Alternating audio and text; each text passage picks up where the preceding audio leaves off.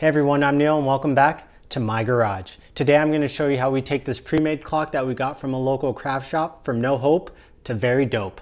Stay tuned to find out. Alright everyone, so the first thing we're going to want to do is open up our clock kit, which has a movement in it, and so we're going to measure this to be about 3 inches long. And so we're going to be cutting down our lumber that we picked up at the big box store so that we can make a casing for the movement. This is important because I don't want you to be able to see the movement when this is sitting against the wall. So now we're just going to mark the spot. Okay, now we're going to be moving over to the miter saw. Please be aware that I do have the stop block on the right side. I do not recommend that. That's why I went slow with the blade and made sure that that stopped before I lifted it back up. You want to decrease the chance of kickback. Okay, now that we come back over, we're going to install the rest of the components from the clock kit. We're going to shave off the sharp ends as it's important that we don't want to cut ourselves. Okay, now we're going to be taking some wood glue and putting it on all 4 of them. I recommend using Type-On 3 or Type-On 2. I'm going to use Type-On 3 because it takes a little bit longer to set, so it gives me more time. Okay, now that that's glued down, we can take apart the clock so that we can use our nail gun so that this stays in and we don't have to worry about this casing coming out. I'm using 1 1/4 inch brad nails for this for a 3/4 inch thick piece of wood. Okay, so now that our movement frame is secured, we're going to be taking 2 pieces of scrap wood and then putting down 1 more block for our hanger for our sawtooth ring. We're going to be putting 1 more brad nail in that just to ensure that that doesn't go anywhere as well. This may be overkill, but it's better to be safe than sorry.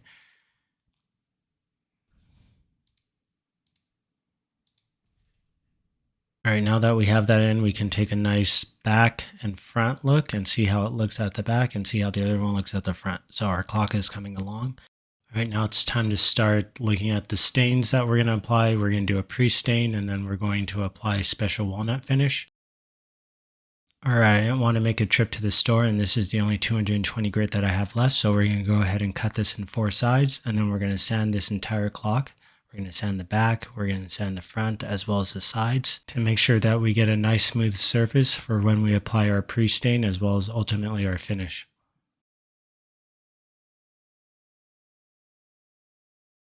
Make sure you take your time and sand every inch. We want to make sure that we get this right. And then blow off any excess dust that you may have, any sawdust. And then you want to come through with a shop towel or a rag and wipe it down so that it's nice and clean. And then now we can open up our pre-stain. Go ahead and mix it. What I did is I broke a stick in 2 because it's such a small quantity. Stirred it, and then now we want to turn it back over. Please make sure you wear some gloves if you don't want to get this stuff all over your hands. And then take a nice spare rag and wipe down. You want to apply the pre-stain all over, make sure that it's nice, and then go ahead and wipe it down so it's dry. Please read your manufacturer instructions as it may be different than the ones that I have. And then we're going to turn the clock over and then apply pre-stain to the front as well as the sides. Like I said, this will just ensure that when we do apply the finish, it comes out a lot more uniform and it reduces blotchiness. Now we're going to flip the clocks over so that we could start applying finish to the back with a foam brush. We're going to go through and make sure that we apply every stroke so that we can cover the back in a nice uniform finish. And get everything with this nice walnut. Also make sure you get the sides of the frame that we just built.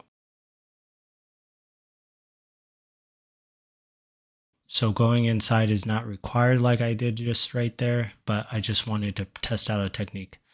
Okay, so now that we have the back completely covered in the walnut finish, we want to apply the same method to the front, just nice even strokes. Make sure you cover everything. So what we did here is we actually, because it's dependent on dry time, we let these things dry for 2 different lengths of time. One's going to turn out darker than the other, and that's by design because the lighter one, we want to see what that looks like as well as the darker tone for future projects. Okay, once we've let them dry, we're going to wipe them down to remove all the excess finish on both sides, the top and the bottom. Make sure we grab everything. Okay, while those clocks fully dry, we're going to move over to the letters that we're going to need to spray paint for the clock. And while those letters dry, we're going to take lunch and I'm going to drink some water because it's really hot in the garage today. Hey everyone, so we're back. As you can see right now in the footage, we let these things sit out all day long. They're finally dry, and now we're at the point in the process where we need to add the letters. They're not going to be numbers, they're actually going to be letters, initials to the clock. We're going to add them at 12, 3, 6, and 9.